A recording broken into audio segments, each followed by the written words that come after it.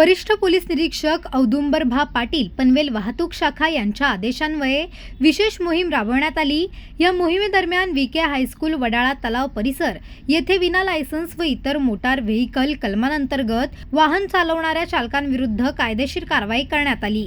सदर कारवाईमुळे वडाळा तलाव परिसरातील नागरिकांमध्ये समाधानाची भावना निर्माण झाली असून परिसरात सुरक्षिततेची भावना अधिक बळकट झाली आहे।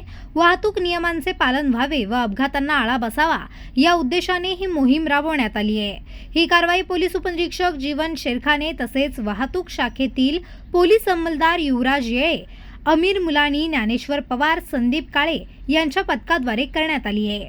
पनवेल, नवी मुंबई आणि रायगड जिल्ह्यातील ताज्या बातम्या आणि नवीन घडामोडी पाहण्यासाठी सबस्क्राइब करा कोकण संध्या न्यूज चॅनल आणि दाबा बेल आयकॉन।